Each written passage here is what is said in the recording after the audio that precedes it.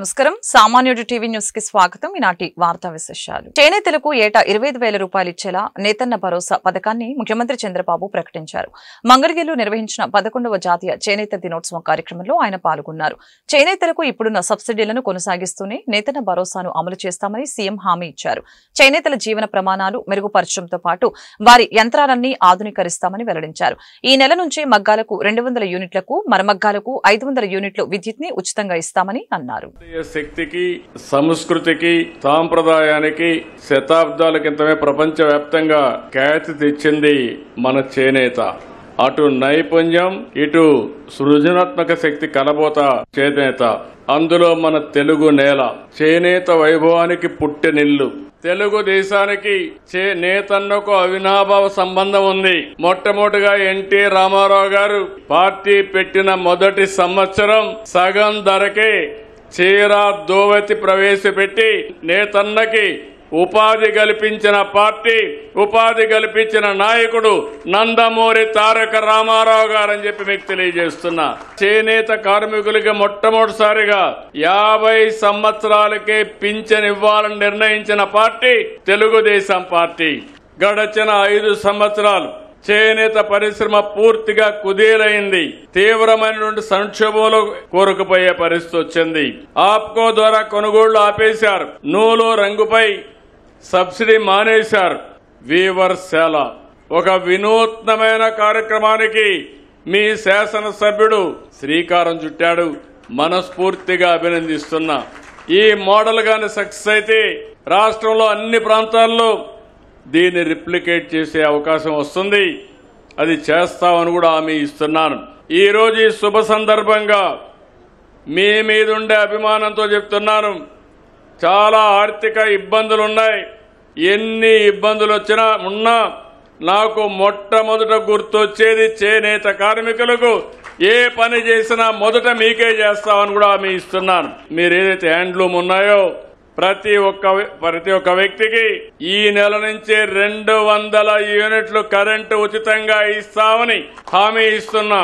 మరమగ్గాలకి 500 యూనిట్లు ఉచితంగా కరెంటు ఇస్తాం. దీనివల్ల 93,000 కుటుంబాలకు లాభం వస్తుంది. పవర్ లూమ్స్ అయితే 50,000 కుటుంబాలకు లాభం వస్తుంది. 190 కోట్ల రూపాయలు ఖర్చు అవుతుంది. అయినా పర్వాలేదు, ఎంత ఇచ్చినా అది తక్కువే ఈ చేనేత కార్మికులకని మరొకసారి విజ్ఞప్తి చేస్తున్నా. 5% జీఎస్టీని రీఎంబర్స్ చేస్తామని హామీ ఇచ్చాను. దానికి కట్టుబడి ఉన్నాం. దీనికి 15 కోట్లు అవుతుంది. అది కూడా ఇస్తాం. థ్రిఫ్ట్ ఫండ్ ఉంది, ఇది కూడా పెండింగ్ పెట్టారు. ఈ రోజే 5,386 మందికి 5 కోట్ల రూపాయలు రిలీజ్ చేస్తున్నామని కూడా మీ అందరికి హామీ ఇస్తున్నా. 50 సంవత్సరాలకి పింఛన్ ఇస్తున్నాం. 3,000 రూపాయల నుంచి 4,000 రూపాయలు చేశాను. ఆ విధంగా ఈరోజు 92,724 మందికి పింఛన్లు వస్తున్నాయి. 546 కోట్ల రూపాయలు చేనేతల ఆదాయాన్ని రెట్టింపు చేయడమే లక్ష్యంగా పనిచేస్తున్నామని మంత్రి లోకేష్ తెలిపారు. మంగళగిరిలో చేపట్టిన జాతీయ చేనేత దినోత్సవ కార్యక్రమంలో మంత్రి పాల్గొన్నారు. యువగలం పాదయాత్రలో చేనేతల సమస్యల్ని తెలుసుకుని వాటి పరిష్కారానికి హామీలు ఇచ్చానని మంత్రి గుర్తు చేశారు. ప్రతిపక్షంలో ఉన్నప్పుడే సొంత నిధులతో చేనేతలు, స్వర్ణకారుల సంక్షేమం కోసం అనేక కార్యక్రమాలు చేపట్టినట్లు మంత్రి గుర్తు చేసుకున్నారు. మంగళగిరిలోని చేనేత కళాకారులు తన కుటుంబ సభ్యుల్లాంటి వారని లోకేష్ అన్నారు. చేనేత ఉత్పత్తుల మార్కెటింగ్, ప్రమోషన్ కోసం అనేక కార్యక్రమాలు చేపడుతున్నట్లు తెలిపారు. రాష్ట్రం అంతటా డబుల్ ఇంజన్ సర్కారు నడుస్తూ ఉంటే మంగళగిరిలో ట్రిపుల్ ఇంజన్ సర్కారు నడుస్తుందని లోకేష్ వ్యాఖ్యానించారు. కేంద్రంలోని ఎన్డీఏ సర్కార్, రాష్ట్రంలోని కూటమి సర్కారుకు మంగళగిరిలో లోకేష్ తోడయ్యారని అన్నారు. అందరూ చేనేతల్ని కార్మికులు అంటారు, కానీ చేనేత సోదరులు పడుతున్న కష్టాలు నేరుగా నేను చూశాను. దారానికి రంగెక్కించేదాని దగ్గర నుంచి మగ్గాల పైన చేరనేసే వరకు అహర్నిశలు శ్రమిస్తారు, కష్టపడతారు, అద్భుతమైన డిజైన్స్ తీసుకొస్తారు. అందుకే నేతలందరినీ నేను చేనేత కళాకారులని ఈ సభాముఖంగా పిలుస్తున్నాను. 2019లో 21 రోజుల ముందల తెలుగుదేశం పార్టీ అభ్యర్థిగా మీ ముందరకు వచ్చా. మంగళగిరి నియోజకవర్గంలో 5,300 ఓట్లతో ఓడిపోయా. కానీ మంగళగిరి పట్టణం ఆనాడు నాకు 7,000 ఓట్ల మెజారిటీ ఇచ్చింది. ఆనాడే నిర్ణయించాను, మా చేనేత సోదరులు నా సొంత కుటుంబ సభ్యులని. చంద్రబాబు నాయుడు గారి సహకారంతో 26 సంక్షేమ అభివృద్ధి కార్యక్రమాలు ప్రతిపక్షంలో ఉంటూ మంగళగిరి నియోజకవర్గంలో మేము చేస్తాం జరిగింది. మంగళగిరిలో పద్మశాలి సోదరులకి 2 కుల వృత్తులుంటాయి. ఒకటి చేనేత, రెండోది స్వర్ణకార వృత్తి. ప్రతిపక్షంలో ఉన్నప్పుడు చేనేత సోదరుల్ని ప్రోత్సహించడానికి 873 రాట్నాలు ఆనాడు ఉచితంగా అందించాం. కరోనా టైంలో చేనేతలకు అండగా నిలబడడానికి వాళ్ళకి కావాల్సిన మందులు గాని ఆక్సిజన్ సిలిండర్లు ఆనాడు అందించాం. షెడ్లో పనిచేస్తున్న చేనేత సమస్యలు నేను నేరుగా తెలుసుకున్నా. మీరు పడుతున్న ఇబ్బందులు, మీ ఆవేదన తెలుసుకున్న తర్వాతనే ప్రతిపక్షంలో ఉన్నప్పుడు 2022లో ఈ వీవర్శాల కూడా మేము ఏర్పాటు చేస్తాం జరిగింది. ఈ రోజు డిజైన్లు కానివ్వండి, లేటెస్ట్ మగ్గాలు కానివ్వండి, తాత తెనేరాతో ఒప్పందం కుదుర్చుకుంటాం కానివ్వండి, మార్కెట్ లింకేజ్ కానివ్వండి, ఈ అన్నిటి ద్వారా ఈ రోజు చేనేత సోదరులకి ఆదాయం 30% మేము పెంచాం. కానీ నేను ఆనందంగా లేను. నేను ఒక లక్ష్యం పెట్టుకున్నా. ఆ లక్ష్యం 100% ఆదాయం పెంచాలని, రెట్టింపు చేయాలని. సార్, యువగలం పాదయాత్రలో ప్రొద్దటూరు కానివ్వండి, ధర్మవరం, మంగళగిరి, ఉప్పాడలో నేను చేనేత సోదరుల్ని నేరుగా కలుసుకున్నా. వాళ్ళ పడుతున్న ఇబ్బందులు నేరుగా నేను తెలుసుకుంటాం జరిగింది. ఆనాడు ఇట్లనే ఒక మీటింగ్ పెట్టుకుని చేనేత సోదరులు చెప్పా, చేనేత సోదరులు నేను దత్తకు తీసుకుంటున్నానని. కొంతమంది ఎగతాళి చేశారు, కొంతమంది కించపరిచే విధంగా మాట్లాడారు. కానీ నా ఆలోచన ఒక్కటే, చేనేత రంగాన్ని పెద్ద ఎత్తున ప్రోత్సహించాలి, వాళ్ళ ఆదాయం రెట్టింపు చేయాలి. ఆ లక్ష్యం పెట్టుకుని నేను దత్తగా తీసుకుంటానని ఆనాడు చెప్పాను. ప్రభుత్వ స్కీమ్స్తో పాటు డిజైన్లు కానివ్వండి, modern colours, skilling, market linkage. దేశంలో కొంతకాలంగా ఎగ్జిట్ పోల్స్, ఒపీనియన్ పోల్స్ కి వ్యతిరేకంగా ఎన్నికల ఫలితాలు వెలువడడంపై కాంగ్రెస్ అగ్రనేత రాహుల్ గాంధీ అనుమానం వ్యక్తం చేశారు. హర్యానా, మధ్యప్రదేశ్, మహారాష్ట్ర శాసనసభ ఎన్నికల ఫలితాలే అందుకు నిదర్శనమని చెప్పారు. మహారాష్ట్రలో 5 నెలల్లో 40 లక్షల మంది ఓటర్లు నమోదు కావడంపై రాహుల్ అనుమానం వ్యక్తం చేశారు. ఇది 5 ఏళ్లలో నమోదైన ఓటర్ల కంటే ఎక్కువని అన్నారు. మహారాష్ట్రలో సాయంత్రం 5 తర్వాత భారీగా పోలింగ్ నమోదైనట్లు ఆయన చెప్పారు. సీసీ ఫుటేజీ అడిగితే ఎన్నికల సంఘం ఇవ్వలేదని అన్నారు. మహారాష్ట్రలో లోక్సభ, శాసనసభ ఎన్నికల వ్యవధిలో 1 కోటి మంది ఓటర్లు నమోదయ్యారని, ఓటర్ల జాబితా సాఫ్ట్ కాపీ ఇచ్చేందుకు ఈసీ నిరాకరించిందని చెప్పారు. దేశ సంపద అయిన ఓటర్ల జాబితాను ఎందుకు చూపించట్లేదని, దాన్ని విశ్లేషించే హక్కు తమకుందని రాహుల్ గాంధీ స్పష్టం చేశారు. Anti-incumbency is something that hits every single party. But for some reason, the BJP is the only party that basically does not suffer this idea of anti-incumbency. Second thing, exit polls, opinion polls saying one thing, you saw in the Haryana election, you saw in the Madhya Pradesh election, and then suddenly the result going in a completely different direction with massive swings. Third thing, we noticed that there is always a reason. There is always a reason given for this lack of anti-incumbency, for this shift suddenly from these opinion polls. And the reasons are multiple: Ladli Behna, Pulwama, now Sindhur. So we saw this pattern, and then of course the most fundamental thing, that elections are choreographed. There was a time in India electronic voter machine नहीं थी, individual vote था, पूरा देश एक दिन vote करता था. But आज के जमाने में यूपी में अलग अलग वोटिंग होती है, बिहार में कभी और हो रही है, महीनों के लिए चलती है. And this was something that we were suspicious. Suddenly the Haryana and Karnataka elections are, dates are changed. General public को suspicion थी, हमें भी suspicion थी. Suspicion became concretized. महाराष्ट्र से पहले हम स्टेट लेवल पर बता नहीं पा रहे थे कि इस सस्पेशन का कारण क्या है. గుంటూరు నగరంలో ట్రాఫిక్ సమస్యల్ని త్వరితగతిన నిర్మూలించాలనే లక్ష్యంతో పనిచేస్తున్నామని ఎమ్మెల్యే నజీర్ అహ్మద్ పేర్కొన్నారు. నేడు సంజీవయ్య నగర్, సీతానగర్, నెహ్రూ నగర్, రైల్వే గేటు మరియు మొండి గేట్లను ఎమ్మెల్యే నజీర్ అహ్మద్ పరిశీలించారు. ఈ సందర్భంగా ఆయన మీడియాతో మాట్లాడారు. సంజీవయ్య నగర్, సీతానగర్, నెహ్రూ నగర్, రైల్వే గేటు మరియు మొండి గేట్ల వద్ద ఆర్ఓబీలను నిర్మాణం చేసి నగర ప్రజలకు ట్రాఫిక్ సమస్యలు లేకుండా చేయబోతున్నట్లు తెలియజేశారు. నెహ్రూ నగర్ గేటు వైపు 60 అడుగుల రోడ్డుని త్వరలో నిర్మాణం చేయబోతున్నట్లు తెలిపారు. వర్షం నీరు గుంటూరు నగరంలోని మరియు చుట్టుప్రక్కల ప్రాంతాల నుంచి వచ్చే మురికి నీరు మొండిగేటు నుంచి బయటకు పోవాల్సి ఉందని అన్నారు. 100 సంవత్సరాల క్రితం మొండిగేటు 2.5 మీటర్లతో నిర్మాణం చేసి ఉందని చెప్పారు. అందువలన మురికి నీరు వెనక్కి తన్ని పాత గుంటూరు ప్రాంతంలోని ఇళ్లలోకి మురికి నీరు వచ్చే అవకాశం ఉందని తెలియజేశారు. త్వరలో మొండిగేటుని 11 మీటర్ల వరకు పొడిగించే కార్యక్రమాన్ని చేపట్టామని తెలిపారు. గుంటూరు నగరంలో అన్ని కార్యక్రమాలను ఒక్కొక్కటిగా నెరవేర్చుకుంటూ ముందుకు వెళ్తున్నామని చెప్పారు. రాబోయే కాలంలో గుంటూరు నగరాన్ని ఒక మోడల్ నగరంగా రూపొందించబోతున్నామని నగర ప్రజలు సహకరించాలని కోరారు. అధికారులు కూడా దీనిపై ప్రత్యేక దృష్టి సారించి ప్రజలకు అవసరమైన కార్యక్రమాన్ని తప్పకుండా భుజస్కంధాలపై వేసుకుని బాధ్యతగా పనిచేయాలని అన్నారు. ఈరోజు గుంటూరు నగరంలో ట్రాఫిక్ సమస్యను సాధ్యమైనంత వరకు త్వరలో పూర్తిగా నిర్మూలించాలనేటువంటి ఆలోచనతో కేంద్ర మంత్రి గారు పెమ్మసాని చంద్రశేఖర్ గారు అలాగే మేము డిస్కషన్ చేసుకున్న తర్వాత రైల్వే అధికారులు ముఖ్యంగా, ఎందుకంటే మనందరికీ కూడా తెలుసు నగరంలో హెవీ ట్రాఫిక్ ఆర్ఓబి లేకపోవడంతో కొన్ని చోట్ల గేట్లతో చాలామంది ఇబ్బంది పడుతున్నటువంటి పరిస్థితి ఉన్నాయి. అటువంటి అన్ని చోట్ల కూడా ఆర్ఓబి నిర్మాణం కోసం అవసరమైనటువంటి ప్రణాళిక, ముఖ్యంగా ఆ ప్రాంతంలో ఎంతవరకు ప్రజలకు ఈ ఆర్ఓబీల వలన ఇబ్బంది లేకుండా చేయగలుగుతాం అనేటువంటి దాని మీద ఉదయాన్నే జాయింట్ ఇన్స్పెక్షన్తో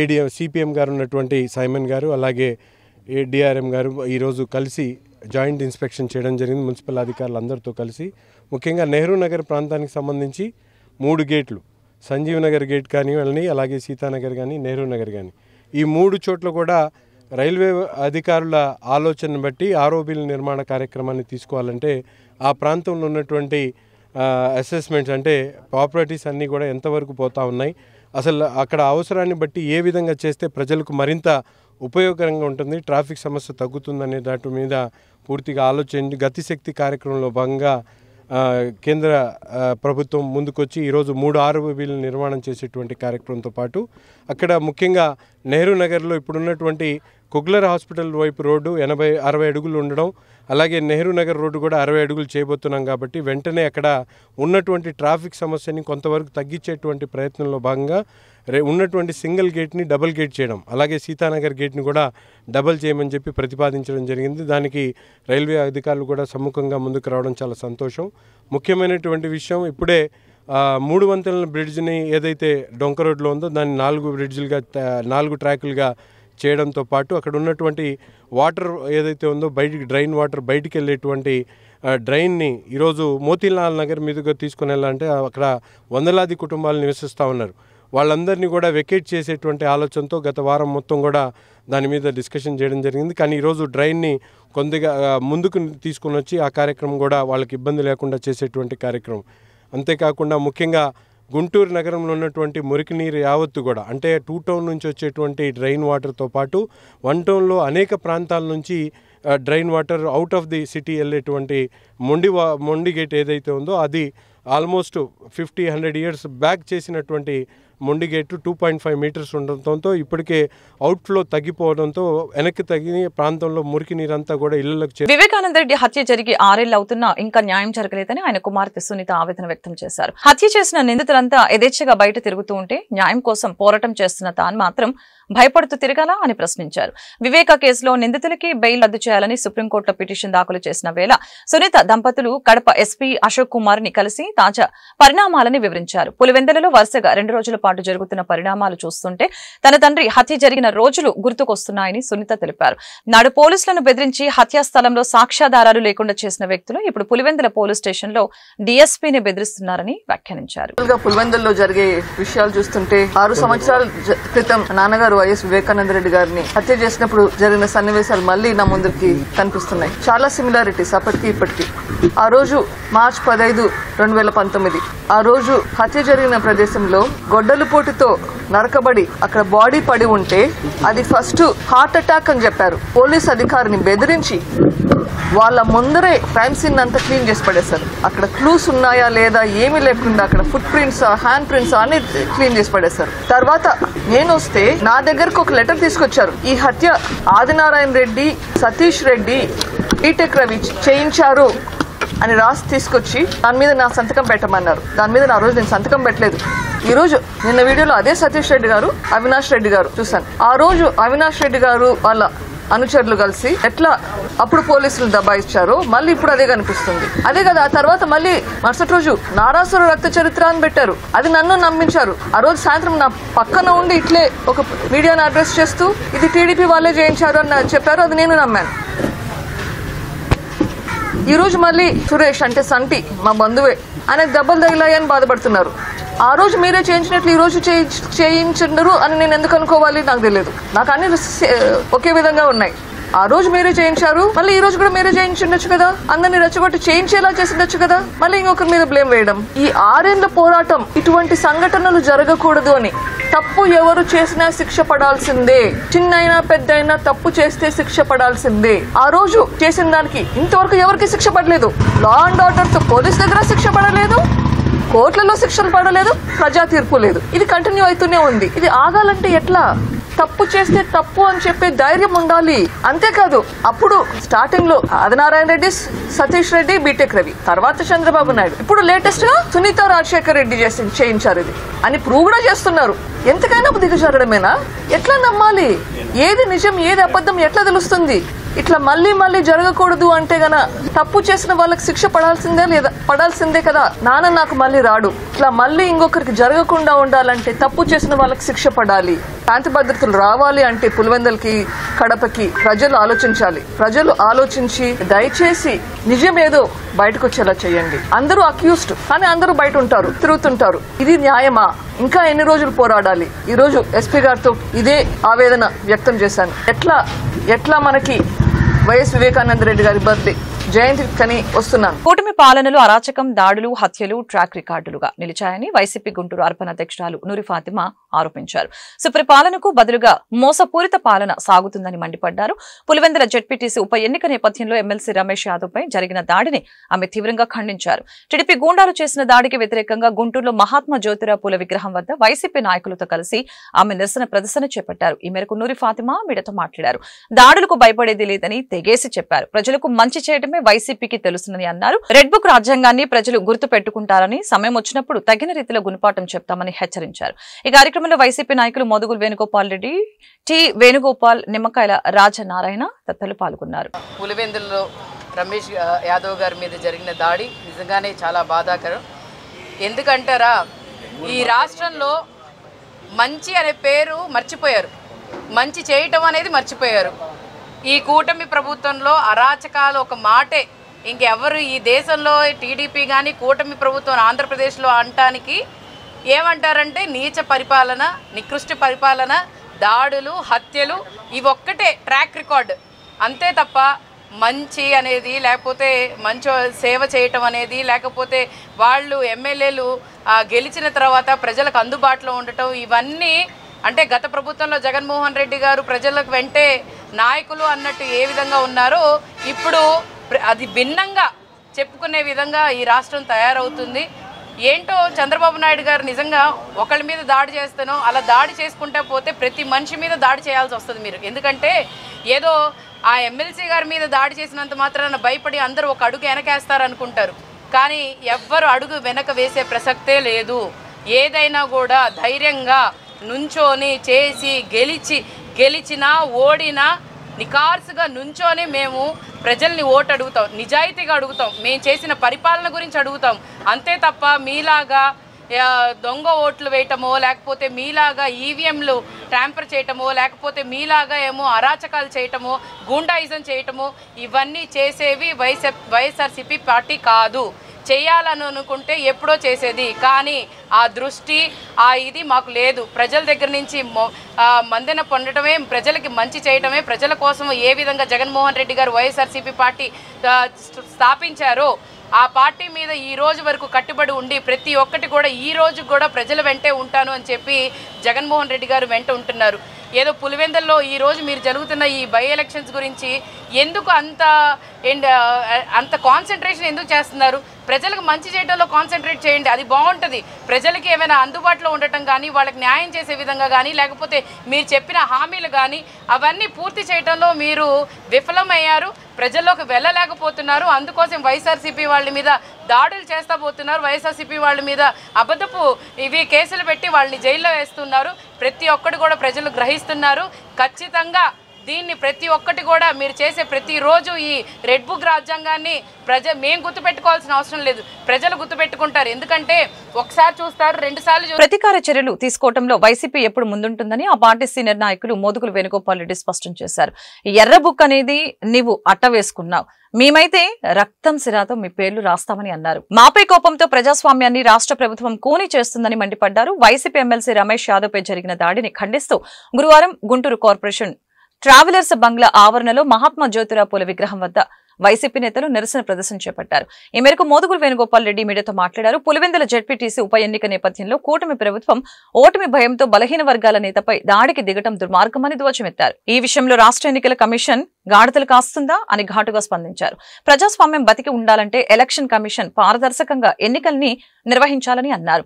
దాడి ఘటనపై ఎలక్షన్ కమిషన్ చర్యలు తీసుకోవాలని అన్నారు. లేని పక్షంలో ఎంత దూరమైనా వెళ్తామని ప్రకటించారు. కార్యక్రమంలో వైసీపీ నేతలు నూరి ఫాతిమా, నిమ్మకాయల రాజానారాయణ, టి వేణుగోపాల్ తదితరులు పాల్గొన్నారు.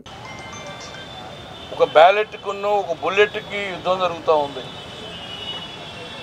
బ్యాలెట్ ఓడిపోయి బుల్లెట్ గెలిచిందంటే ఈ భారతదేశంలో ప్రజాస్వామ్యం ఉన్నట్ట. ఈ బుల్లెట్కు నాయకుడు చంద్రబాబు నాయుడు, బ్యాలెట్కు నాయకుడు జగన్మోహన్ రెడ్డి గారు. ప్రజలు తప్పు చేశారా, ప్రజలు పొరపాటు పడ్డారా, ప్రజలు నిన్ను గెలిపించారు. బ్యాలెట్ ద్వారా నిన్ను ఎన్నుకున్నారు, ఎవరైనా సీఎం. మేము అపోజిషన్లో కూర్చున్నాం, ప్రజలు ఇచ్చినటువంటి ఓటమిని అంగీకరించాం. బట్ ఇన్ డెమోక్రసీలో వాట్ బిఆర్ అంబేద్కర్ సెడ్, రాజ్యాంగం కనుక if it is a misuse I'm the first person to burn it. రాజ్యాంగం కనుక ఈ భారతదేశంలో కనుక మిస్యూజ్డ్ అంటే ఒక దేనికన్నా అనవసరంగా వాడితే నేను ఫస్ట్ పర్సన్ దాన్ని తగలబెడతానికి అన్నాడు. You not feel ashamed? ఒక జెడ్పీటీసీ చనిపోతే ఒక బై ఎలక్షన్ జరుగుతూ ఉంటే మేము గెలిచిన సీటుని మేము క్యాండిడేట్ని పెడతా ఉంటే ఒక రమేష్ యాదవ్ అనేటువంటి ఎమ్మెల్సీ ఆంధ్రప్రదేశ్ బలహీన వర్గాల సంఘ ఆంధ్రప్రదేశ్ వైఎస్ఆర్సీపీ బలహీన బీసీల సంఘం అధ్యక్షుడు ఆయన మీద దాడి చేస్తారా అంటే ఏంటి? వాళ్ళకి డోంట్ వాంట్ కంటెస్టా? ఇదేదో మరి జనరల్ ఎలక్షన్ చేయొచ్చుగా.